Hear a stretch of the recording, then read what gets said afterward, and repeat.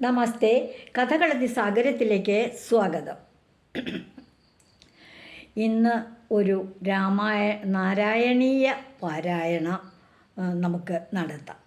12ാമത്തെ ദശകത്തിലെ ആദ്യത്തെ 3 ശ്ലോകങ്ങൾ, അതായത് വരാഹ അവതാരമാണ്. അവതാരം കഴിഞ്ഞങ്ങനെ സമ്പുഷ്ടനായിട്ട് നിൽക്കുക. ബ്രഹ്മാവിൻ്റെ ശരീരത്തിലെ ഓരോരോ ഭാഗങ്ങളിൽ നിന്നാണല്ലോ ഓരോരോ സൃഷ്ടി നടത്തുന്നത്. എന്ന പോലെ ഭഗവാന്റെ, അതായത് വിധാതാവിൻ്റെ, ബ്രഹ്മാവിൻ്റെ നാസാരന്ധ്രങ്ങളിൽ നിന്നും ഒരു ശിശുകോലരൂപി എന്ന് പറഞ്ഞാൽ ഒരു ചെറിയ പന്നിക്കുഞ്ഞിൻ്റെ ആകൃതിയിലുള്ള ഒരു ചെറിയ കുട്ടി ചാടി പുറത്തേക്ക് വന്നു. അതായി പിന്നീട് ആ കുഞ്ഞിൻ്റെ വളർച്ചയാണ് കാണുന്നത്. അതാണ് ബ്രഹ്മാവിൻ്റെ നാസാദ്വാരത്തിൽ നിന്നും പുറത്ത് ചാടിയ മൂർത്തിയാണ് വരാഹമൂർത്തി. നമ്മൾ നാരായണീയ ശ്ലോകങ്ങളിലേക്ക് പോവുകയാണ്. അതിനു മുൻപായി ഓം നമോ ഭഗവതേ വാസുദേവായ, ഓം നമോ ഭഗവതേ വാസുദേവായ, ഓം നമോ ഭഗവതേ വാസുദേവായ. 4ാമത്തെ ശ്ലോകമാണ് 12ാമത്തെ ദശകത്തിൽ 4ാമത്തെ ശ്ലോകം. ഈ 3ാമത്തെ ശ്ലോകത്തിൽ ഭഗവാൻ വരാഹമൂർത്തിയായിട്ട് അവതരിച്ചു.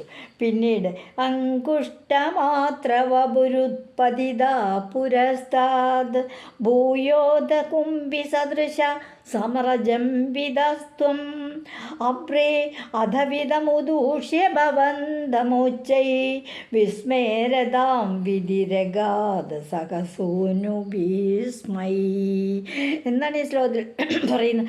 അങ്കുഷ്ടമാത്ര വപുരുത്പതിത.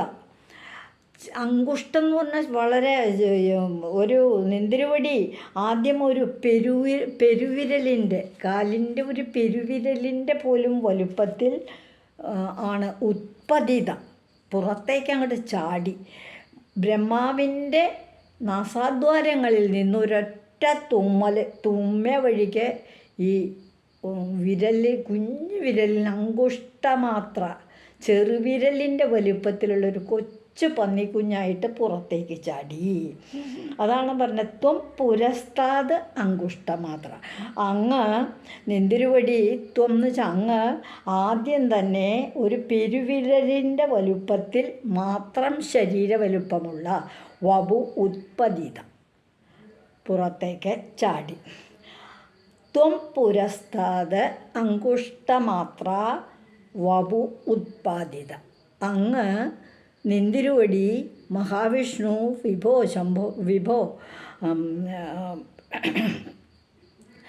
ഗുരുവായൂരപ്പ, അങ്ങ് ഒരു ചെറിയ ശരീരത്തോടുകൂടി വിരലിനോളം വലുപ്പത്തിൽ നാസാദ്വാരങ്ങളിൽ നിന്നും പുറത്തു ചാടി. ബ്രഹ്മാവിൻ്റെ നാസാദ്വാരങ്ങളിൽ നിന്ന് അഥാ പോയ കുംഭി സദൃശ സമർജത. അല്പം കഴിഞ്ഞപ്പോൾ എന്താ സംഭവിച്ചത്? കുംഭി സദൃശ. കുംഭി എന്ന് പറഞ്ഞാൽ നീണ്ട തുമ്പിക്കൈയുള്ള ആനയുടെ വലുപ്പത്തിൽ സമർജംബിത അങ്ങ് വളർന്നു. എന്നിട്ട് ക്രമേണ ആനയുടെ വലുപ്പത്തിൽ ആ ചെറിയ പന്നിക്കുഞ്ഞ് അങ്ങ് വളർന്നു. അത് കഴിഞ്ഞിട്ടോ വിധി എന്ന് പറഞ്ഞ ബ്രഹ്മാവ് അബ്രേ തഥാവിധം ഉച്ചൈ. ബ്രഹ്മാവ് അങ്ങ് പെട്ടെന്ന് അത്ഭുതപ്പെട്ടു പോയി. അപ്പോൾ ബ്രഹ്മാവിനോടൊപ്പം ആ സമയത്ത് തൻ്റെ പുത്രനായ മരീചി മഹർഷിയുണ്ട്, മറ്റു പല മുനികളുമുണ്ട്. അപ്പോഴാണ് ഈ സംഭവം. തൻ്റെ മൂക്കിൽ നിന്നും വളരെ ചെറിയ ഒരു ശരീരത്തോടു കൂടിയ എന്തോ ഒരു ചെറിയ ജീവി, പന്നിയുടെ ആകൃതിയിലുള്ളൊരു ജീവി പുറത്ത് ചാടി. നിമിഷം കൊണ്ടത് ആനയുടെ വലുപ്പമായി. പിന്നെ ഇങ്ങനെ നോക്കുമ്പോഴത്തേക്കും അതങ്ങനെ വളരുകയാണ് ആ ജീവി. അങ്ങനെ വളർന്ന് വിധി ബ്രഹ്മാവ് അഭ്രേ തഥാവിധം ഉച്ചൈ ഭവന്തം ഉദീഷ്യ സ്വൈസുനുബി സഹ വിസ്മേരതാം അഗാധ. അതായത് ആകാശത്തിൽ അപ്രകാരം ഉന്നത ശരീരനായ നെന്തിരുവടി അങ്ങനെ വളർന്നു. ആകാശം മുട്ടെ അങ്ങ് ആ പന്നിക്കുഞ്ഞ് വളർന്നു. എന്നിട്ട് ആകാശം മുട്ടുന്ന ശരീരമുള്ള അങ്ങയെ കണ്ട്, ഭഗവാനെ കണ്ട്, നെന്തിരുവടിയെ കണ്ടിട്ട് ബ്രഹ്മാവ് അങ്ങ് അത്ഭുതപ്പെട്ടു. തൻ്റെ മരീചാതി പുത്രന്മാരോടൊപ്പം അങ്ങോട്ട് വിസ്മയത്തെ പ്രാപിച്ചു. അപ്പോൾ കുട്ടികളും ഉണ്ട് അടുത്ത് അദ്ദേഹത്തിൻ്റെ പുത്രന്മാർ. പല മുനികളും മരീചി മഹർഷി, സപ്തർഷികളൊക്കെ ആയ മഹർഷിമാരുണ്ടല്ലോ, വേറെയും സൃഷ്ടികൾ ഒരുപാട് നടത്തിയിട്ടുണ്ടല്ലോ. അപ്പോൾ അവരോടൊക്കെ ഒരുമിച്ച് ബ്രഹ്മാവ് എല്ലാവരും അങ്ങോട്ട് അത്ഭുതപ്പെട്ടു. നിമിഷ നേരം കൊണ്ട് ഈ മൂക്കിൽ നിന്ന് പുറത്തു വന്ന ചെറിയ ഒരു അങ്കുഷ്ടമാത്ര വലിപ്പം, ചെറിയ വലിപ്പമുള്ള പന്നിക്കുഞ്ഞങ്ങ് വളർന്ന് ആകാശം മുട്ടയങ്ങടെ എത്തി. അതാണ് ഈ ശ്ലോകത്തെ പറഞ്ഞത്. ശ്ലോകം ഞാൻ ഒന്നുകൂടെ വായിക്കുകയാണ്.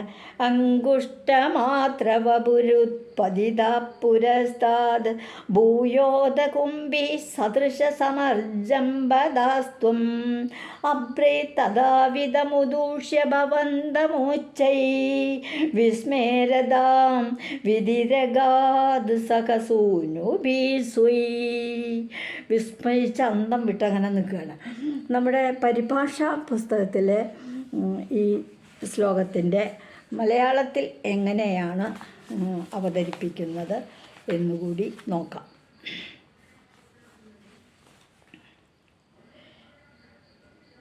പെരുവിരൽ വലുപ്പത്തിലുള്ള രൂപം വളർന്നല്ലോ,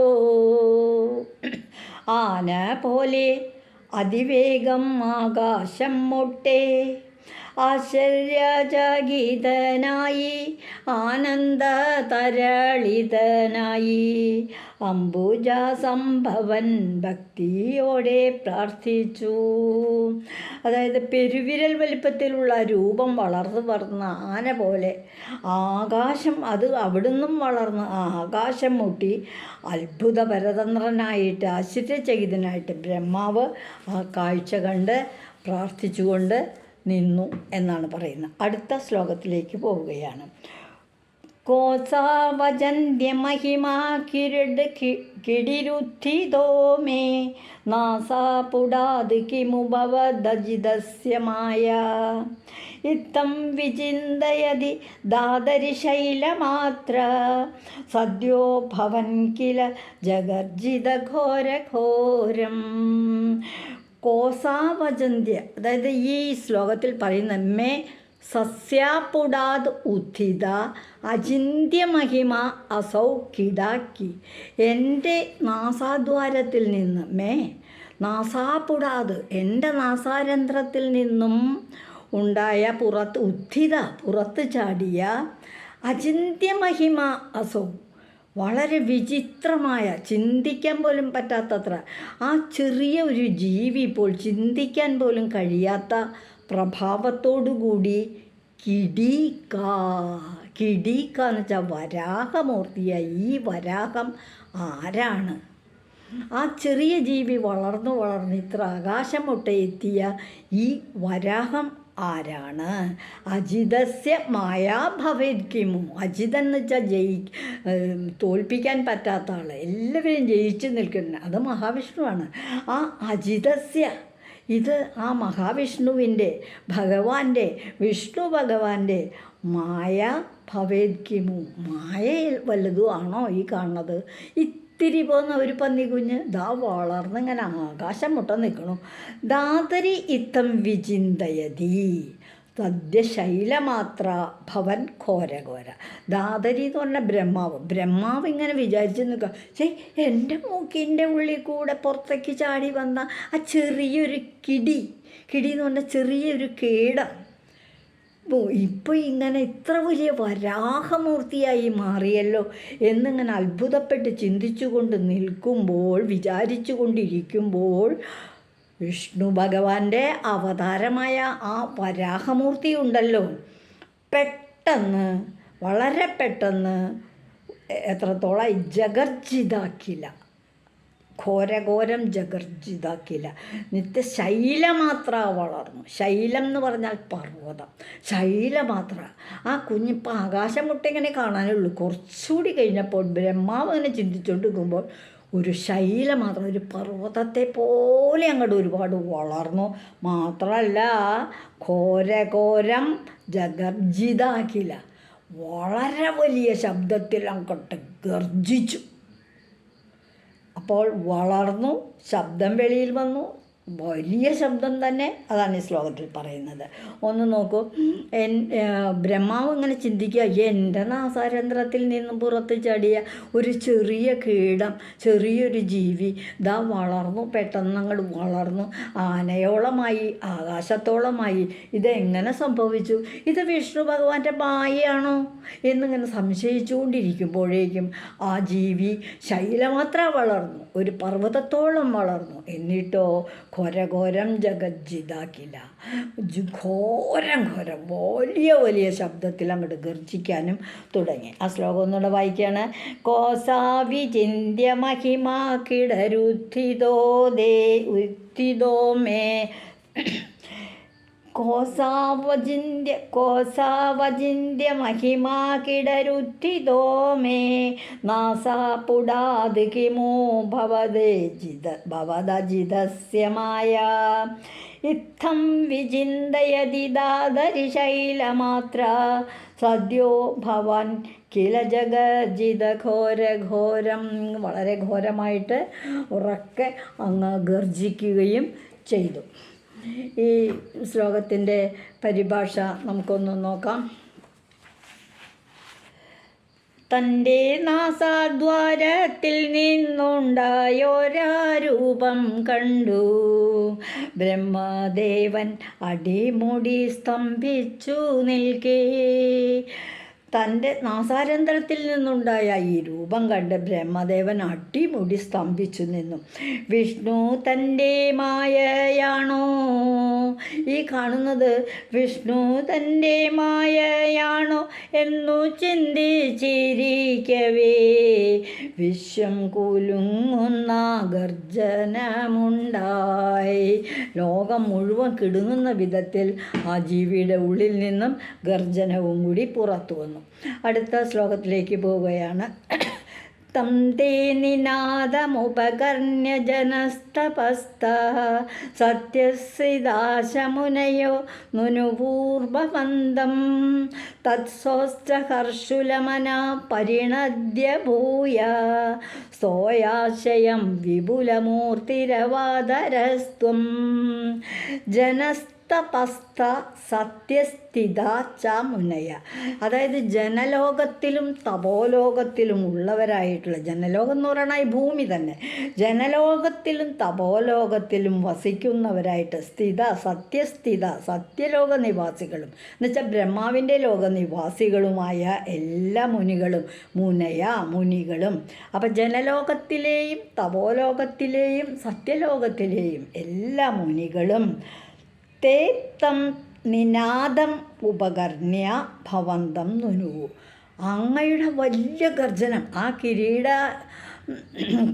വരാഹമൂർത്തിയുടെ മുഴങ്ങുന്ന ഉയർന്ന വലിയ ഗർജനം കേട്ടപ്പോൾ ഇവരൊക്കെ കേട്ടു. അവിടേക്ക് 3 ലോകങ്ങളിലേക്ക് അങ്ങോട്ട് ഉയർന്നു പൊങ്ങുന്ന ഗർജനം കേട്ടപ്പോൾ നിന്തിരുവടിയുടെ ആ ഘോര ഗർജനം കേട്ടിട്ട് വരാഹമൂർത്തിയായി അവതാരം ചെയ്ത അല്ലയോ ഭഗവാനെ, വിഷ്ണു ഭഗവാനെ, അങ്ങയുടെ ഗർജനം കേട്ടിട്ട് അവർ ഭവന്തം നുനുവു എന്ന് പറഞ്ഞാൽ എന്താ? സ്തുതിച്ചു. കീർത്തനങ്ങൾ അങ്ങോട്ട് പാടി സ്തുതി. അവർക്ക് കേട്ടപ്പോൾ മനസ്സിലായി മഹാവിഷ്ണു എന്തോ ഒരു വലിയ അവതാരം എടുത്തിട്ടുണ്ട്. ഇപ്പോൾ അതിൻ്റെ ശബ്ദമാണ് ഈ കേട്ടത്. നമുക്കിപ്പോൾ വിഷ്ണു ഭഗവാനെ സ്തുതിക്കലാണ്ട് ഒന്നുമില്ല, ആ മൂർത്തിയെ അങ്ങോട്ട് സ്തുതിക്കാനായിട്ട് തുടങ്ങി. വരാഹമൂർത്തിയെ സ്തുതിക്കാൻ, ഭഗവാനെ സ്തുതിക്കുവാൻ, മഹാവിഷ്ണുവിനെ സ്തുതിക്കാൻ ഭവന്തം നുനവു, അങ്ങയെ ഭഗവാനെ സ്തുതിക്കാനായിട്ട് അങ്ങോട്ട് തുടങ്ങി. ത്വം സ്തോത്രഹർഷുലമന. ആ സ്തുതി അങ്ങോട്ട് കേട്ടപ്പോൾ ഭഗവാന്റെ മനസ്സങ്ങോട്ട് സന്തോഷം കൊണ്ട്, നമ്മളെ പറ്റിയായാലും ആരെങ്കിലും സ്തുതിക്കുകയാണെങ്കിൽ നമ്മുടെ മനസ്സിൽ ഇത്തിരി സന്തോഷമല്ലേ ഉണ്ടാവുക. അതുപോലെ തന്നെ മഹാവിഷ്ണുവിനും ഈ മുനിമാരുടെ കീർത്തനങ്ങളും പുകഴ്ത്തലുകളും ആ നാമജപമൊക്കെ അങ്ങോട്ട് കേട്ടപ്പോൾ വളരെ സന്തോഷമായി. ത്വം സ്തോത്രഹർഷുലമന. ആ സ്തുതികളൊക്കെ അങ്ങോട്ട് കേട്ടപ്പോൾ അങ്ങ് പ്രസന്നഹൃദയനായിട്ട് ഭൂയ പരിണദ്യ വിപുലമൂർത്തി തോയാശ്രയം അവാതര. സോയാശ്രയം അവാതര എന്ന് പറഞ്ഞാൽ അങ്ങോട്ട് എടുത്ത് ചാടി, ഒരൊറ്റ ചാട്ടാണ്. ഭൂയ പരിണിദ്യ, വീണ്ടും ഉറച്ചങ്ങോട്ട് ഗർജിച്ചുകൊണ്ട് മഹാകായം തോയാശയം അവാതര. ആ ഭാരിച്ച തൻ്റെ ശരീരം വലിയ ഗർജനത്തോടുകൂടി അങ്ങോട്ട് ഗർജിച്ചുകൊണ്ട് തോയാശയം വെള്ളത്തിലേക്ക്, സമുദ്രത്തിലേക്ക് കുതിച്ച് ചാടി. അതാണ് ഈ ശ്ലോകത്തിൽ പറയുന്നത്. തം ദേ നിനാദമുപകർണ്യ ജനസ്തപസ്താ സത്യസ്ഥിതാശമുനയോ നുനുവൂർഭവന്തം തത്സോസ്തഹർഷുലമന പരിണദ്യ ഭൂയ സ്തോയാശ്രയം വിപുലമൂർത്തിവാതരസ്ത്വം മൂർത്തിരവാതരസ്ത്വം. എടുത്തു ചാടി, വെള്ളത്തിലേക്ക് എടുത്തു ചാടി എന്നാണ് പറയുന്നത്. അങ്ങ് സമുദ്രത്തിലേക്ക് എടുത്തു ചാടി. അപ്പോൾ ഈ ശ്ലോകത്തിനും പരിഭാഷ രൂപത്തിൽ എന്താണ് പറയുന്നതെന്ന് നോക്കാം. ജനതപ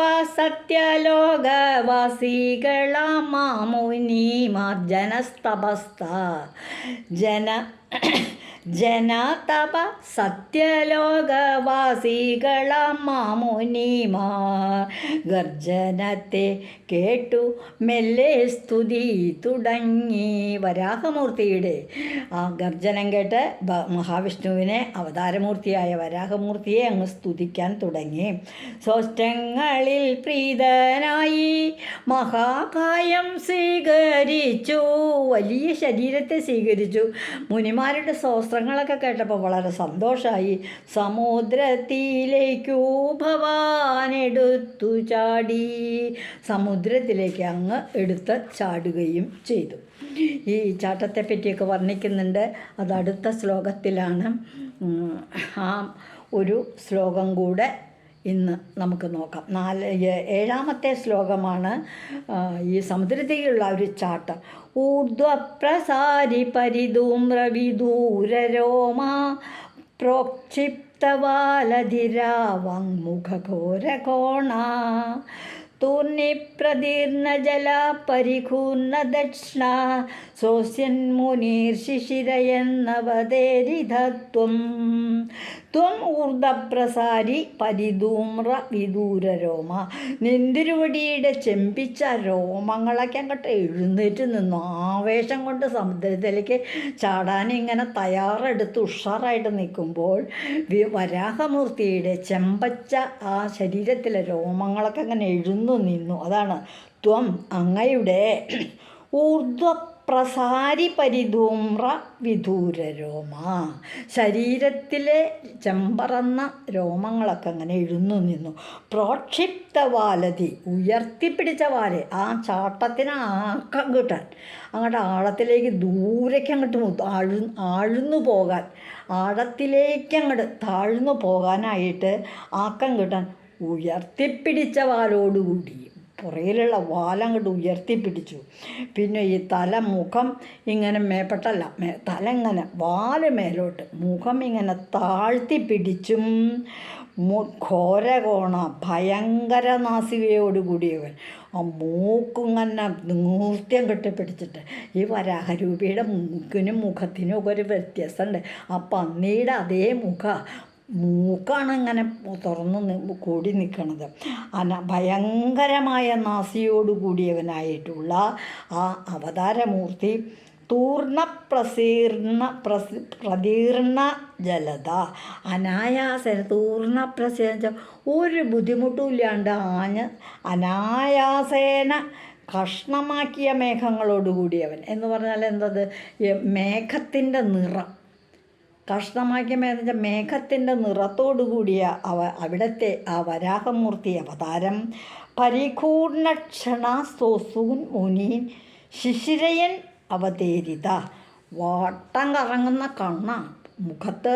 2 കണ്ണുകളിങ്ങനെ വട്ടം കറങ്ങും. ഏതു നേരം ചുറ്റുപാടും എല്ലാം ഇങ്ങനെ വട്ടം കറങ്ങുന്ന കണ്ണുകൊണ്ട് തനിക്ക് ചുറ്റും ചുറ്റും നിൽക്കുന്ന മുനികളെയൊക്കെ അങ്ങോട്ട് ആനന്ദിപ്പിച്ചു. രസം കൊണ്ട് ഇങ്ങനെ വട്ടത്തിൽ കണ്ണിങ്ങനെ 4 പുറവും നോക്കി മുനിമാരെയൊക്കെ അങ്ങോട്ട് സന്തോഷിപ്പിച്ചുകൊണ്ട് എന്താ സംഭവിച്ചേ? ശിശിരയൻ അവതരിത, വെള്ളത്തിലേക്ക് സമുദ്രത്തിലേക്ക് എടുത്തു ചാടി. ഭഗവാൻ ജലാശയത്തിൽ ഇനി ഭൂമിയെ തിരയുകയാണ് അടുത്ത ശ്ലോകത്തിൽ. അപ്പം ഈ ശ്ലോകത്തിൽ നെന്തിരുവടി എഴുന്നേറ്റ് നിന്ന് ആ ചെമ്പിച്ച് ഇളകുന്ന രോമങ്ങളോട് കൂടിയവനായിട്ടും ഉയർത്തിപ്പിടിച്ച വാളോടുകൂടിയവനായിട്ടും താഴ്ത്തിയ ഭയങ്കര നാസികയോടു കൂടിയവനായിട്ടും അനായാസേന ഇരുണ്ട നിറത്തോടുകൂടിയ ഭാരിച്ച ശരീരത്തോടുകൂടിയും വട്ടം കറങ്ങുന്ന കണ്ണുകളെ കൊണ്ട് തനിക്ക് ചുറ്റും നിൽക്കുന്ന സ്തുതി പാടുന്ന ആ മുനിമാരെയൊക്കെ സന്തോഷിപ്പിച്ചുകൊണ്ടും കീഴ്പോട്ടയ്ക്ക് ഒറ്റച്ചാട്ടമാണ് സമുദ്രത്തിലേക്ക് അങ്ങ് ചാടി. ഈ ശ്ലോകം ഞാൻ ഒന്നുകൂടെ വായിക്കുകയാണ്. ഊർധ്വപ്രസാരി പരിധൂമ്രവിധൂരരോമാ പ്രോക്ഷിപ്തവാലധിരവാങ്മുഖഘോരഘോണ തൂർണപ്രദീർഘജലത പരികൂർണദക്ഷ്ണ സ്തോത്യൻ മുനീൻ ശിശിരയന്നിവതേരിതത്വം. ഈ ശ്ലോകത്തിൻ്റെ മലയാള പരിഭാഷ കൂടി വായിക്കുകയാണ്. എഴുന്നു നിൽക്കുന്ന ചെമ്പൻ രോമങ്ങളും ഭയങ്കര നാസികയും പേടിപ്പിക്കും വാലുമുയർത്തി. ഭഗവാനെ അങ്ങയുടെ വരാഹമൂർത്തിയുടെ സമുദ്രത്തിലേക്കുള്ള ചാട്ടം, അതിൻ്റെ മനോഹാരിതയാണ് ഈ പറയുന്നത്. എഴുന്നു നിൽക്കുന്ന ചെമ്പൻ രോമങ്ങളും ഭയങ്കര നാസികയും പേടിപ്പിക്കും വാലുമുയർത്തി സ്തുതിക്കുന്ന മുനിമാരെ ആനന്ദത്തിൽ ആറാടിച്ചു ഭഗവാനെ അതിവേഗം കീഴോട്ടു ചാടി. വരാഹമൂർത്തി അങ്ങനെ സമുദ്രത്തിലേക്ക് ചാടി. ഇനി അവിടെ ഭൂമിയെ അന്വേഷിക്കണം, ഭൂമിദേവിയെ, തൻ്റെ ഭാര്യയെ രക്ഷിക്കണം. അതിന് ഹിരണ്യാക്ഷനെ വധിക്കണം. ഇതിനൊക്കെയാണ് ആ അവതാര ലക്ഷ്യം തന്നെ. ഭൂമിദേവിയെ തട്ടിക്കൊണ്ടുപോയ ഹിരണ്യാക്ഷനെ വധിക്കലാണ്. ഹിരണ്യാക്ഷനാകട്ടെ തനിക്ക് തൻ്റെ മത്സരത്തിൽ തൻ്റെ ശക്തിക്കൊത്ത വിധത്തിൽ തനിക്ക് ചേരുന്ന ഒരു എതിരാളിയെ അന്വേഷിച്ച് നടക്കണ കാല.